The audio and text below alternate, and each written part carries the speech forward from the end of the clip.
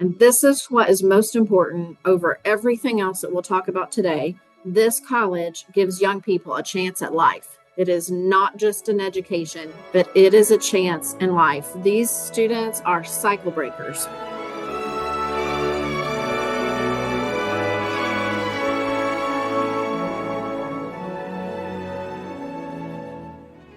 Hello, and welcome to the Arts of Language podcast with Andrew Pudewa, founder of the Institute for Excellence in Writing, or as many like to say, IEW.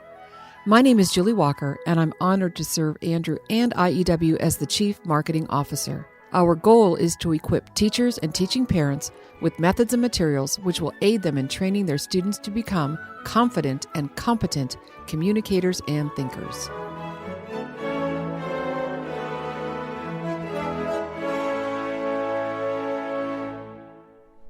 So, Andrew, we have a little gem not too far from us in the Tulsa area that surprised me when we first moved out here. It's called Branson.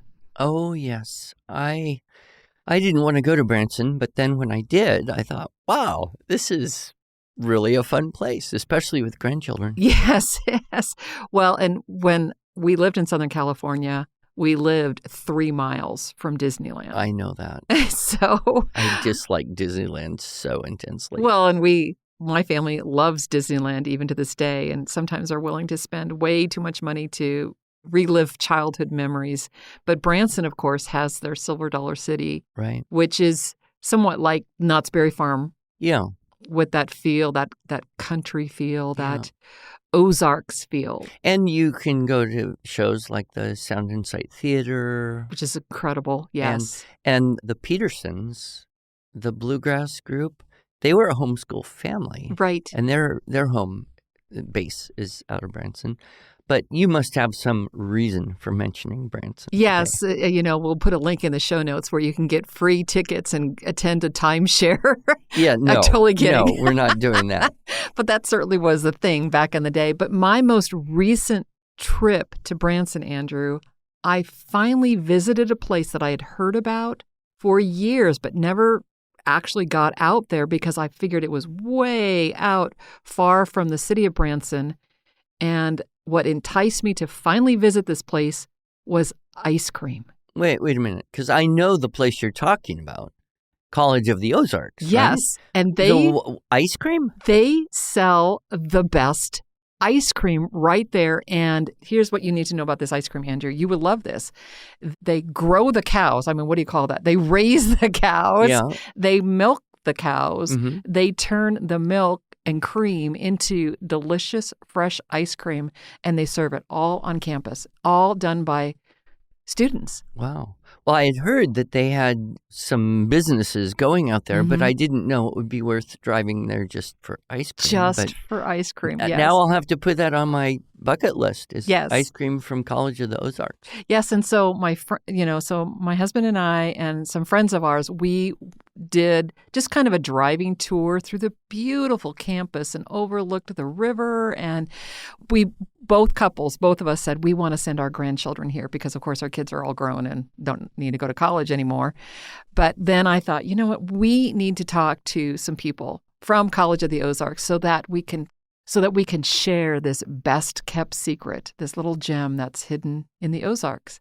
And that's the admissions department and a student from the College of the Ozarks. So welcome, Valerie and Micah, to our podcast. Thank you so much for having us. We're excited to be here. So I think it would be helpful for both of you just to share briefly who you are, what you do at College of the Ozarks, and how you got there. Absolutely. So I have been employed by the college for almost 11 years, and I serve in the public relations office here at the college as Director of Communication and Public Relations. And let me tell you, that is a real thing for this college. You wouldn't necessarily anticipate that, a small college in the Midwest, but the uniqueness of our program has definitely caught the attention of many. The college is recognized year over year by U.S. News and World Report, Washington Monthly, Niche, all kinds of different entities have recognized the value of the education and the uniqueness of our work college model.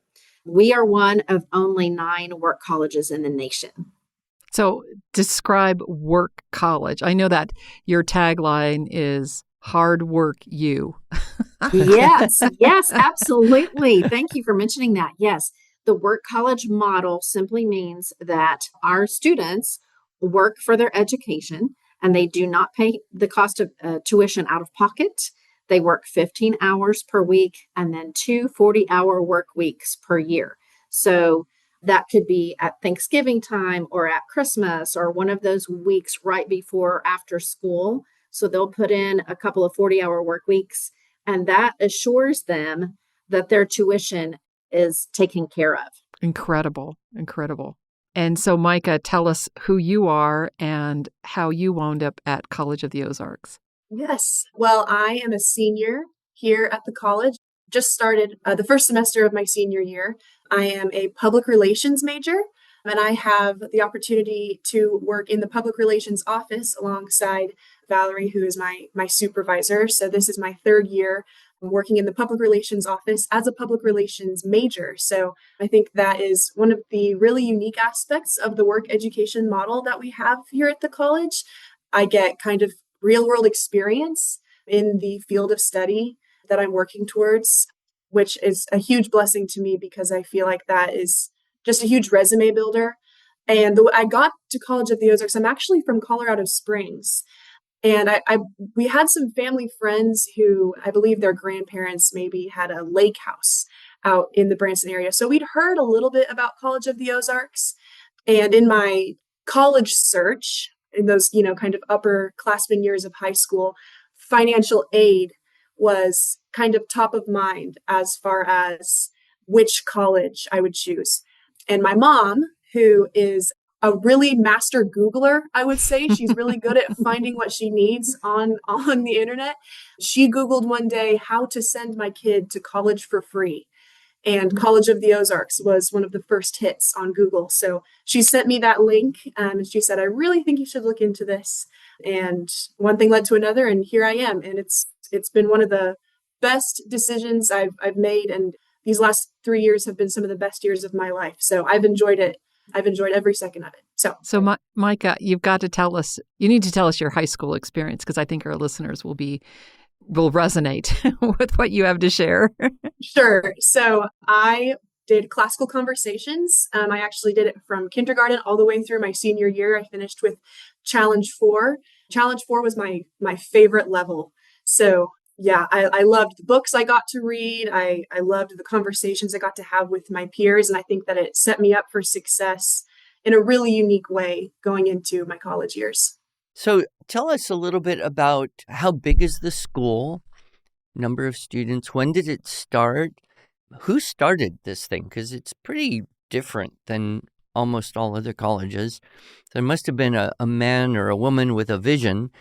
And then what are some of the degrees or majors that you are able to offer? Absolutely. So this is quite a unique place. It was started in 1906.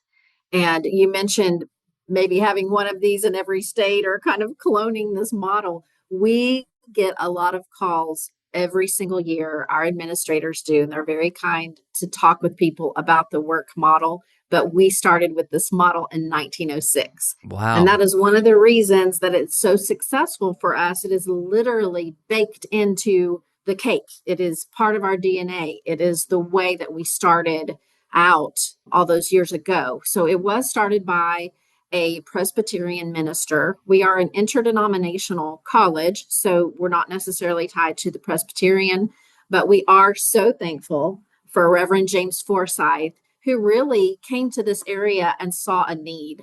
So back in that day, everything from travel to economics to education, everything was hard. This was a hard area to live in and to raise a family and grow your family and survive, basically. So he definitely had a vision to provide for the families of the Ozarks region. And that is still very much something that we focus on today. It is part of our mission to provide the advantages of a Christian education for youth, especially in this region. And for those who are found worthy but may not have the financial means to procure that training. So, what that translates to for today is an incredible institution that has been historically sound and functioning since 1906 and now continues on in that work college model and also as a Christian institution. We have 5 pillars that really guide, I would say, guide every choice and every program that is here at the college. And those are academic, vocational, Christian, cultural, and patriotic.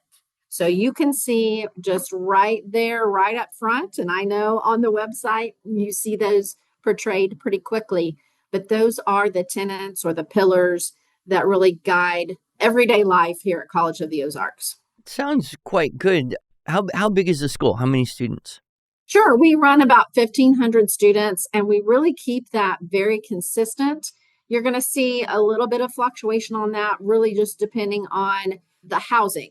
And so here's how I describe it. You have to have 3 things in complete balance, and that's your housing, your academics, and your work. Since every student has to work in their workstation, and we are predominantly a residential campus, then those things have to stay in balance. And if you think about it, with students not paying tuition, that is a big hill to climb every single year. So we are very, very thankful for those who come alongside us, our friends and donors who believe in what we do, who give to this mission. And it really is a mission. And I can say this, and this is what is most important over everything else that we'll talk about today. This college gives young people a chance at life. It is not just an education, but it is a chance in life. These students are cycle breakers. Because we have probably about 90% that exhibit financial need. Because of that, these students are coming from, they may be children of teachers or pastors or missionaries, or they may be breaking cycles of poverty and drug addiction and abuse. And it's just incredible, the stories of these students who come through this institution, whose lives are touched, and they get to graduate here debt free. So they can literally go and start a business or buy a house or buy a car or be a pastor or missionary and not have to worry about that heavy, heavy weight of debt hanging over their shoulders. And it's become just so unmanageable. Even in the last 5 years, the cost has increased, the loans just pile up, and it's so tempting for people just borrow money, borrow money, borrow money, borrow money, and then they finish school and they have these huge loan payments. And the only answer, Andrew, is to go back to school so that the loan can be deferred, and that acquires more debt. Right. And then you end up with a PhD, and what do you do with that? Teach. You teach, right. So I have 2 questions. I'd like to know kind of what jobs you have. I don't know a lot. I didn't know about the ice cream thing. I did know that you have a hotel and a restaurant, but I was thinking a hotel and a restaurant aren't going to employ that many people. So you must have other profitable operations going on. So what are some of those operations and jobs? And then what are the best or most popular majors for students there? We know at least you have public relations and hospitality. Oh, hospitality. Okay. And dairy? Yes, absolutely. Those things all make sense, don't they? I can definitely say that the workstations here on campus represent every area of campus. So if you can think of any typical college and the operations there, our students are involved in everything from admissions to PR to financial aid to some of the academic areas. But as you said, we do have the lovely Keeter Center, which is actually an award-winning lodging and dining facility that has been recognized as the top small hotel in the United States by TripAdvisor. Wow. So that is quite the accolade there. And it does take about 350 to 400 students to work in the Keeter Center. So it is quite the operation. It's probably more than what you would even expect, but it has become a nationally acclaimed venue. We also have student-made industries where our students are creating the wonderful fruit spreads and fruit cake and mixes. So we have our own mill called Edwards Mill and General Store. And all of these places all across campus have become sights to see.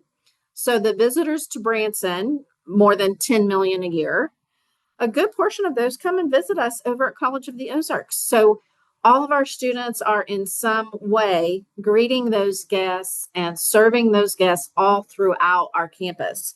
It has become a huge industry for us. We sell tons and tons of the student-made product. It goes out all over not only the U.S., but the world. And we're so thankful for that. You know, you mentioned something about Micah and how she is able to work in public relations. And I love that. I'm so thankful for her. And it's one of those things I'm going to really try to fail her in her work grade so she doesn't graduate and leave me. But these things happen. But the way it works is as freshmen come in, they're going to be assigned to one of the more line level workstations, such as Keeter Center in the kitchen or in the house cleaning or in our student cafeteria or in our landscaping. But then as they progress and become sophomore, junior, senior, then they can apply to these other workstations. And it's very much like a real world setting. Micah had to come in and bring her writing samples and her resume and sit down and have an interview with me. And of course, blew my socks off. And I said, okay, come on to work.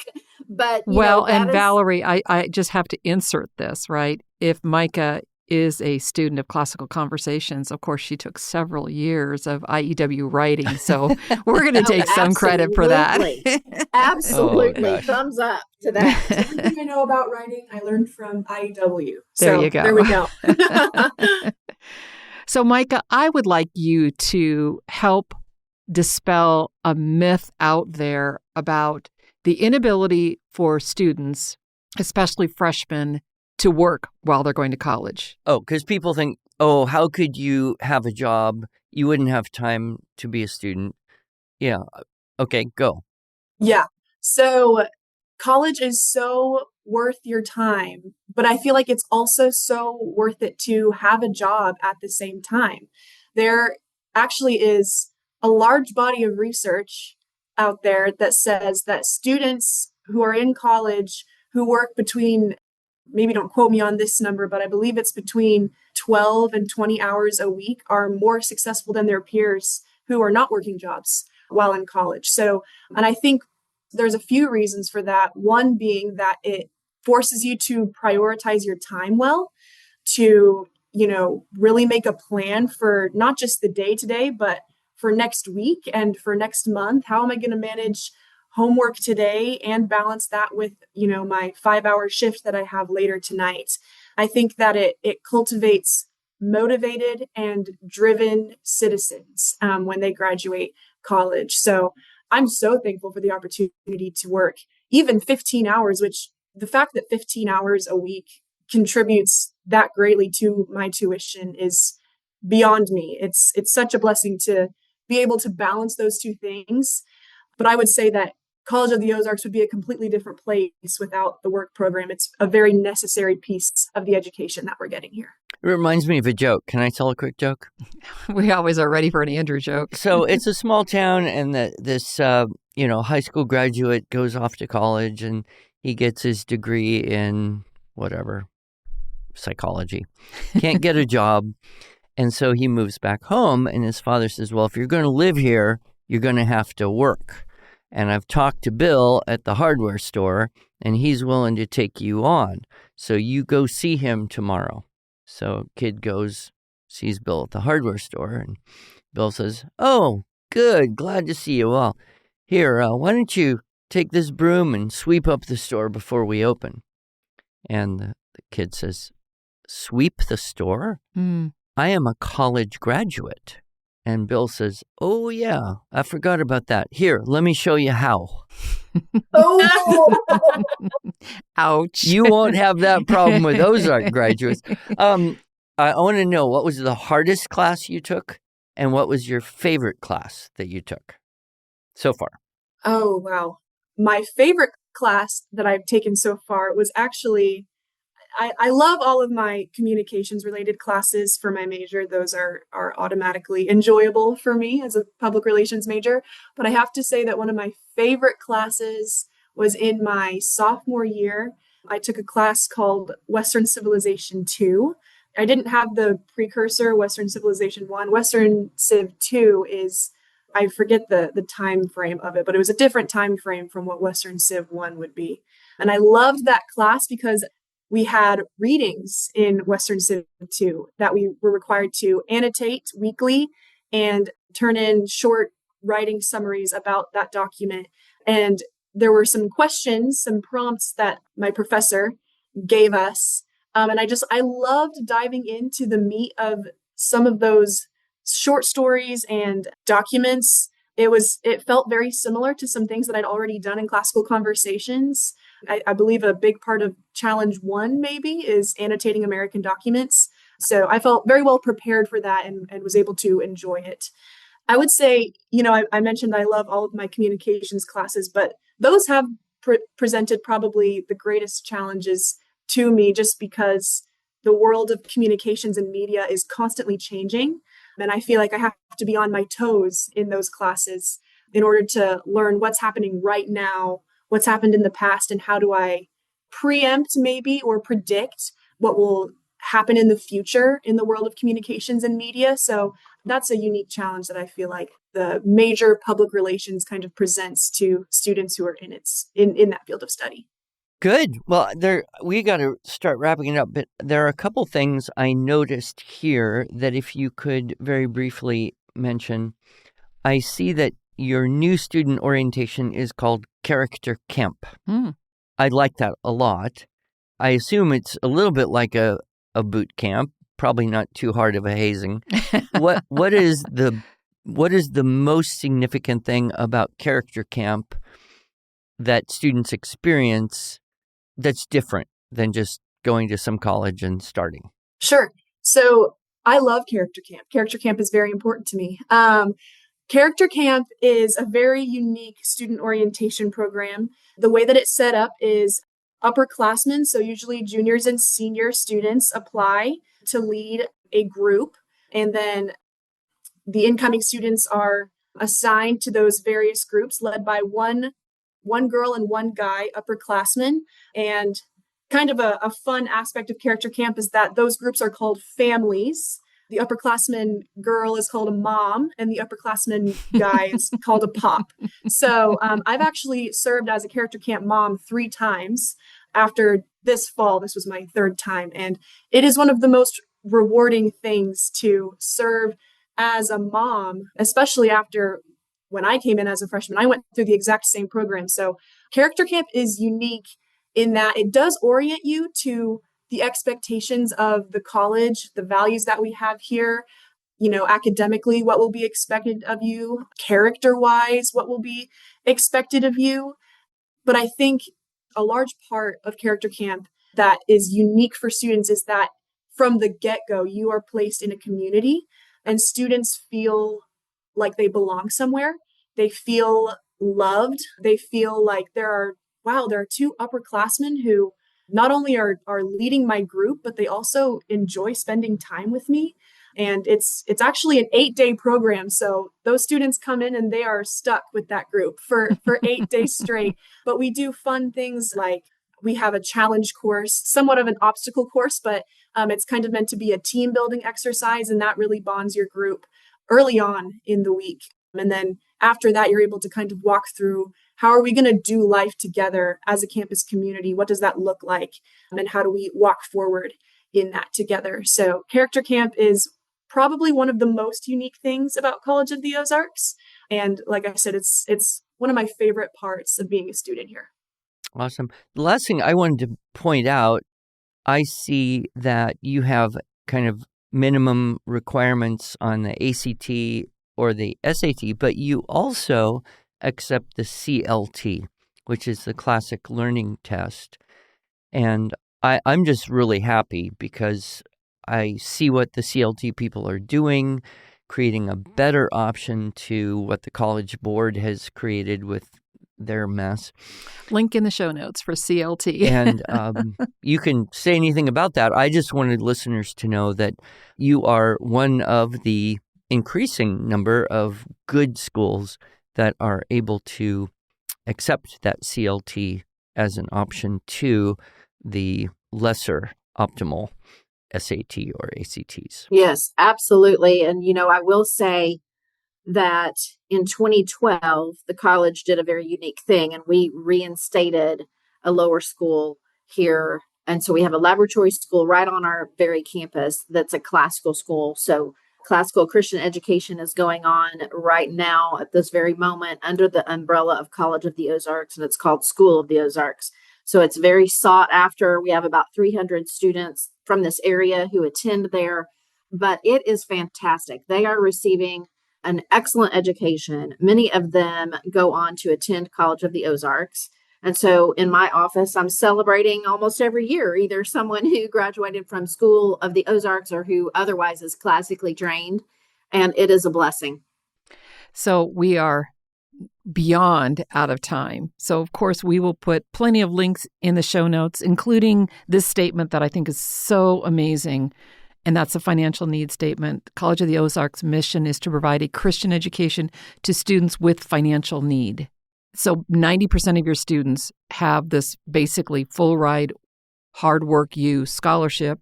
And those 10% of students that actually want to pay for their education, well, you would welcome them as well. But there's your acceptance rate is actually pretty low, according to, I would say in the United States, 14%, which is what you told me before we turned on the mics, Valerie, is your acceptance rate's 14%. That is remarkable. You have no lack of applicants. What you have is a lack of housing and jobs, but you're going to take care of the best, the what do they say, the few and the proud and the best. I don't know about pride. That's a character quality, right? That we don't want. Absolutely. I mean, you've said it well. We are very, very choosy. We can be, we want to be, and we also have a wait list of students hoping to get in here. And another thing that I would say is if you have interest in College of the Ozarks, apply. It's not hard. It's not difficult. It's not really that different from any other school. And you don't know until you try. You don't know if you may be chosen as part of that 10% or not. And I just encourage everyone. I've heard so many beautiful stories from students who came in from the wait list even. And their stories are just beautiful. Each one is unique. I'm so thankful to be at a place like College of the Ozarks. Wow. Well, thank you so much for joining us today. And we do hope that our listeners will be inspired by your stories, Micah, and just the passion that you both have for this amazing little gem in Branson, Missouri. So God bless you guys. God bless you. Thank you. Thank you so much.